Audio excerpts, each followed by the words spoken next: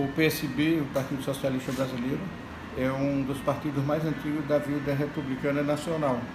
Ele foi fundado em 1947, depois de 66, no período da ditadura, foi fechado e reconstruído em 85. É um partido com uma presença muito marcante na vida política do país, tanto no primeiro como no segundo período. Já teve figuras da maior importância, né, da vida política nacional, como João Mangabeira, Esmer Lima, Rubem Braga, Miguel Arraes, Jamil Haddad, Eduardo Campos e tantos outros. E atualmente ele tem uma boa representação no Senado. Na última eleição nós elegemos 34 deputados federais, chegamos a uma bancada de 7 senadores e mais de uma centena de deputados estaduais. Elegemos na última eleição 418 prefeitos, inclusive de cidades importantes. Fomos a terceira força política em número de votos nas últimas eleições municipais de 2016. E estamos com uma boa perspectiva para as eleições de 2018.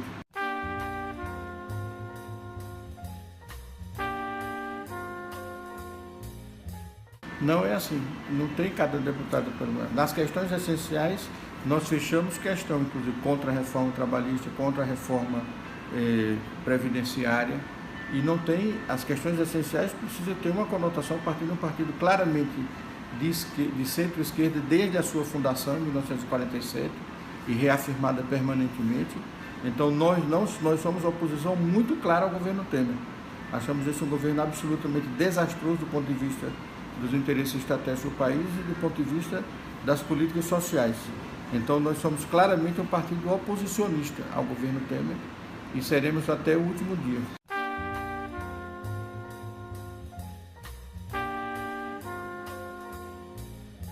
Não tem prejudicado. Os deputados e senadores têm direito a apresentar suas emendas e elas são impositivas, tanto para o governo como para a oposição. De maneira que o importante para o partido são as questões políticas essenciais, que ele tem uma clara conotação, continua tendo uma clara conotação de um partido de esquerda que não vai se render em função de cargos e muito menos de emendas parlamentares.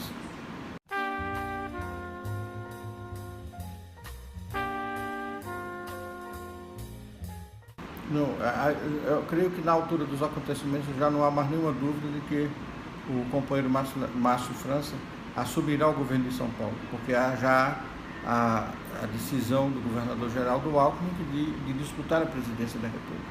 Então o Márcio assumirá e será candidato à reeleição no cargo, à reeleição ao governo de São Paulo.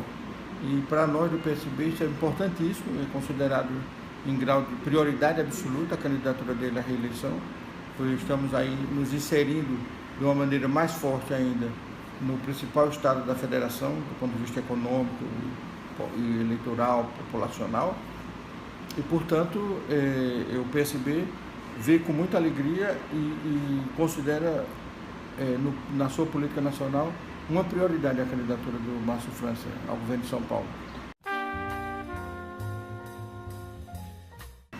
Bom, isso nós não sabemos. Há uma conversa que temos mantido com o ministro aposentado Supremo, Joaquim Barbosa. E há uma intenção do ex-deputado Aldo Ribeiro também de candidatar-se à presidência da República. No entanto, nós não temos decisão a esse respeito ainda. Nós estamos tratando no momento do quadro de consolidação interna das candidaturas a governador, que são 9, São Paulo, Minas Gerais, Espírito Santo, Distrito Federal, Tocantins, Sergipe, Pernambuco, Paraíba, Amazonas, e, portanto, são 9 estados importantes com candidatos competitivos, também da formação de chapas e de candidaturas ao deputado federal e ao Senado, e nesse sentido, achamos que é cedo para adotar essa decisão, porque o quadro ainda é um quadro de incertezas no panorama nacional, e depois do Congresso Nacional vamos promover um debate sobre esse tema e vamos decidir no momento que acharmos oportuno e conveniente.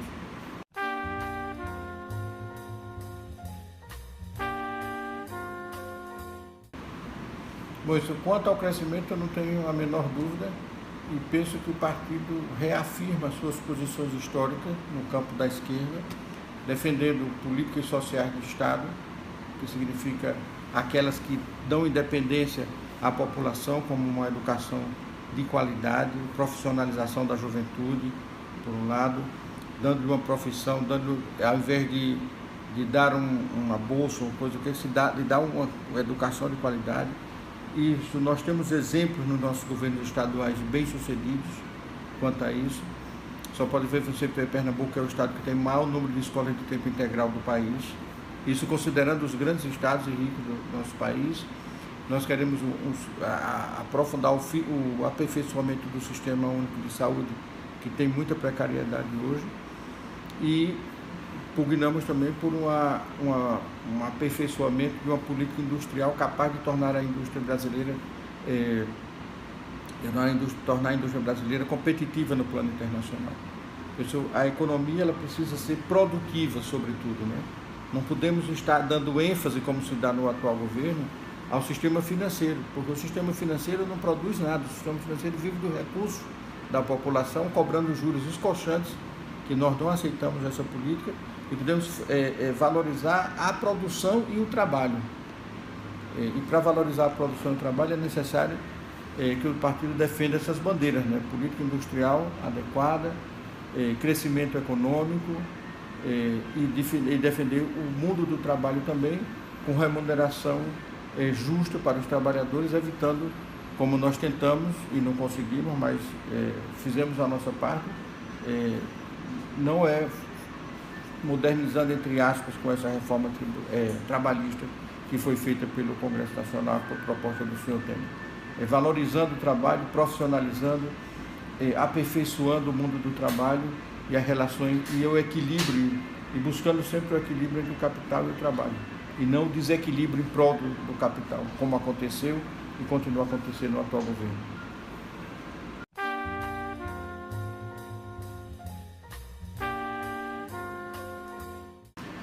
Aos eleitores brasileiros, nesse ano de 2018, eu gostaria de dizer que eles têm em mãos a grande oportunidade de mudar o rumo do país, de mudar o rumo do país, tanto do ponto de vista econômico, como do ponto de vista político, como do ponto de vista social.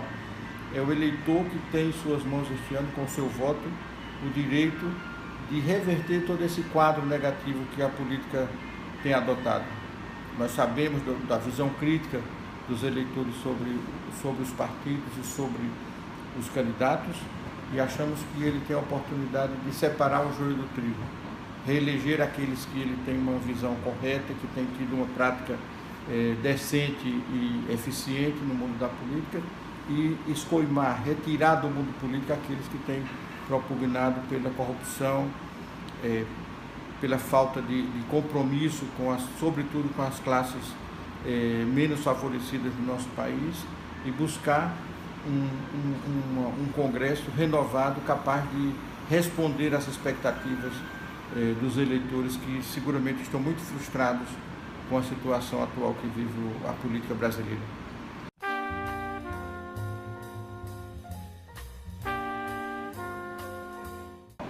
Eu não sei se haverá, né? Gostaria que houvesse, porém, as regras que foram feitas para o financiamento das eleições e para a realização das próprias eleições, elas não favorecem muito a renovação. O eleitor terá que fazer um esforço muito grande para buscar reeleger aqueles que merecem ser reeleitos, mas também buscar novos quadros para que melhorem, procurando melhorar a representação política na Câmara e no Senado da República.